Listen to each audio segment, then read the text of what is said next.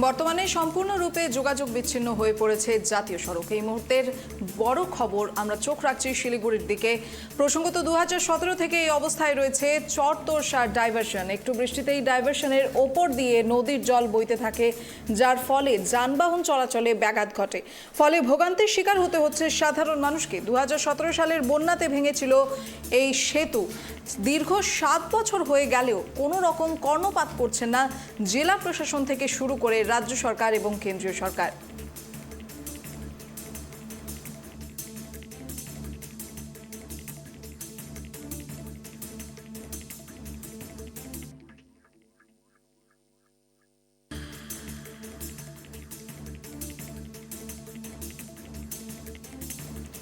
এই মুহূর্তের বড় খবর, অবশেষে বন্ধই রয়ে গেল 31 নম্বর জাতীয় সড়ক। যেমনটা জানতে পারা যাচ্ছে, 2017 সাল থেকে যে ভাঙা ডাইভারশন, সেই ডাইভারশন এখনো অবধি ভগ্না অবস্থায় রয়ে গেছে। এই বিষয়ে আমরা আরো বিস্তারিত কথা বলবো আমাদের প্রতিনিধি অনিশা পোদ্দারের সঙ্গে। অনিশা, 2017 সাল থেকে এই একই অবস্থায় পড়ে রয়েছে 31 নম্বর জাতীয় সড়কের সেই ডাইভারশন। 7 বছর পার হয়ে গেলেও এখনো কোনো রকমের প্রশাসনের কোনো হেলদোল নেই, কি জানতে পারছো?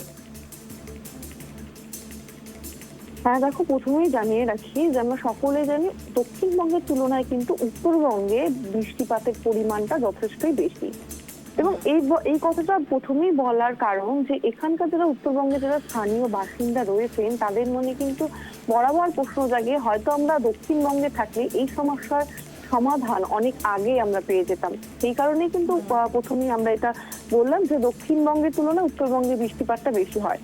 এবং যার ফলে কিন্তু দেখাই যাচ্ছে কিছুদিন থেকে তিস্তা তার ভয়ঙ্কর রূপ দেখিয়েছে। এবং তারই সাথে যে তোরসা নদী যে রয়েছে, সেই তোরসা নদী কিন্তু তার ভয়ঙ্কর রূপ দেখিয়েছিল বিগত 2017 সালের বন্যাতে। এবং এতটাই দুঃখের বিষয় যে যেখানে 31 নম্বর জাতীয় সড়ক, এই জাতীয় সড়কের মধ্যে আমরা যদি বলি যে সোনাপুর থেকে ফালাকাটা পর্যন্ত, অর্থাৎ সোনাপুরটা রয়েছে আলিপুরদুয়ার জেলার একদম প্রাণবিন্দু বলা যেতে পারে। কারণ সোনাপুর থেকে একদিকে যেমন পার্শ্ববর্তী জেলা কোচবিহারে যাওয়া যায়, পার্শ্ববর্তী দেশ যে রয়েছে ভুটান সেখানে যাওয়া যায়, এবং পার্শ্ববর্তী রাজ্য যে রয়েছে আসাম, এই সোনাপুর থেকে কিন্তু রাস্তা ভাগ হচ্ছে। এবং অপরদিকে ফালাকাটা অর্থাৎ আলিপুরদুয়ার জেলা। এবার এই সোনাপুর থেকে ফালাকাটা যেতে হলে মোট 4টি কাঠের ব্রিজ পড়তে 31 নম্বর জাতীয় সড়কের উপর দিয়ে। সেখানে হয়তো খুবই হাতে গোনা কয়েকটা জায়গা হবে সারা ভারতবর্ষ জুড়ে যেখানে কাঠের ব্রিজ রয়েছে। সেখানে একদম মানে একটা প্রশ্নের মুখে থেকে যাচ্ছে যে সেখানে জাতীয় সড়কের উপর কাঠের ব্রিজ, তবুও সেটা দিয়ে মানুষ কিন্তু যাতায়াত করতো। কিন্তু সেটাও কিন্তু তাদের কপালে বেশি দিন টিকলো না, কারণ 2017 সালের বন্যাতে সেই কাঠের ব্রিজকে একদম ভাসিয়ে নিয়ে চলে গেল এই তোরসার জলস্রোত।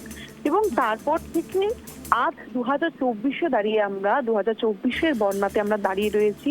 এখনো পর্যন্ত কিন্তু কোনো রকম ভাবে ব্রিজ মেরামত করা হয়নি, বরঞ্চ ডাইভারশন করে দেওয়া হয়েছে সাধারণ মানুষের, নিত্যযাত্রী যারা রয়েছে তাদের যাতায়াতের জন্য।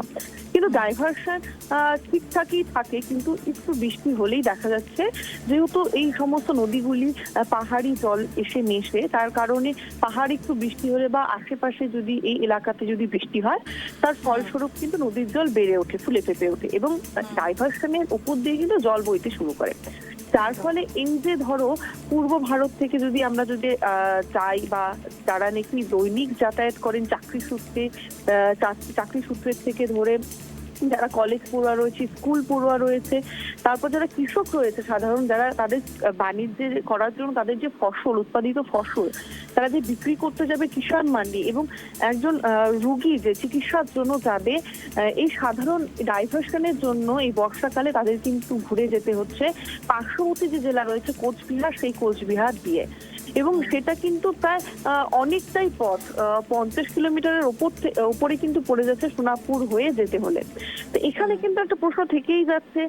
তারপরে আমরা দেখেছি বিগত 2023-এর বন্যাতে কিন্তু একজন 6 মাসের শিশু প্রাণ হারিয়েছে তার অন্নপ্রাশনের আগের দিন কিন্তু প্রাণ হারিয়েছে। এরকম কিন্তু মর্মান্তিক ঘটনা বারবার উঠে আসছে প্রত্যেক বছর।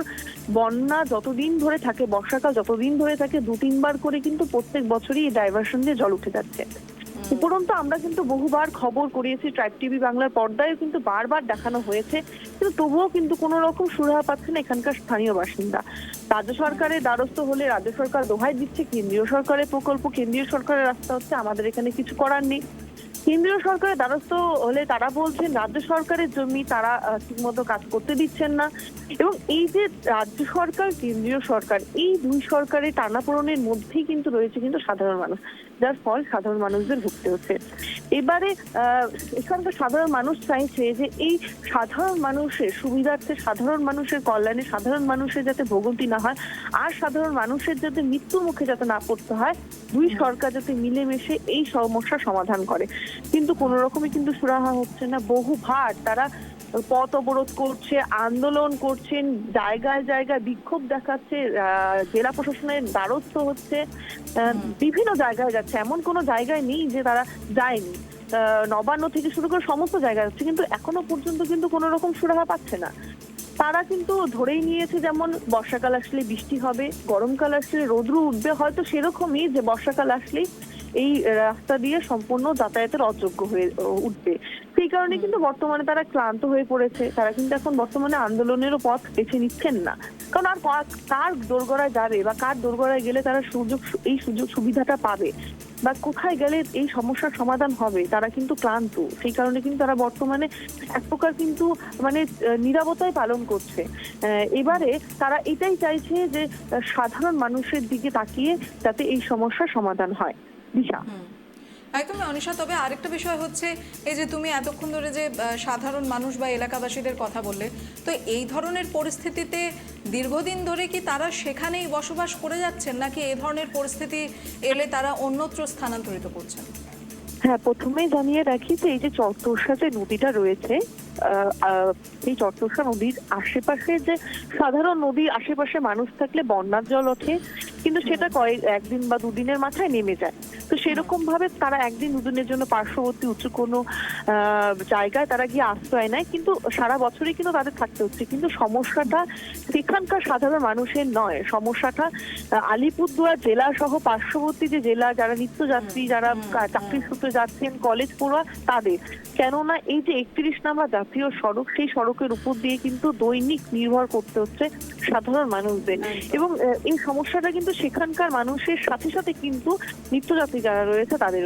এবং তারা এখন এটাই মনে করছেন যে হয়তো এটা যদি দক্ষিণবঙ্গ হতো তাহলে হয়তো এই সমস্যার সমাধান 2017 সালে হয়তো মিটে যেত। তাদের এই 7 বছর অপেক্ষা করেও যে সমস্যাটা সমাধান হচ্ছে না, তারা কিন্তু এখন এটাও মনে করছেন। একেবারে ধন্যবাদ অনুষা। আর এই মুহূর্তে গুরুত্বপূর্ণ খবর, বর্তমানে সম্পূর্ণভাবে যোগাযোগ বিচ্ছিন্ন হয়ে পড়েছে 31 নম্বর জাতীয় সড়ক। প্রসঙ্গত 2017 সাল থেকেই এই অবস্থায় রয়েছে চরতোরসার ডাইভারশন। একটু বৃষ্টিতেই এই ডাইভারশনের ওপর দিয়ে নদীর জল বইতে থাকে, ফলে যানবাহন চলাচলে ব্যাঘাত ঘটে, আর যার ফলে ভোগান্তির শিকার হতে হয় সাধারণ মানুষকে। 2017 সালের বন্যাতেও ভেঙেছিল এই ব্রিজ। দ্বিতীয় দীর্ঘ 7 বছর হয়ে গেলেও কোনো রকম কর্ণপাত করছে না জেলা প্রশাসন থেকে শুরু করে রাজ্য সরকার এবং কেন্দ্রীয় সরকার, এমনটাই অভিযোগ স্থানীয়দের।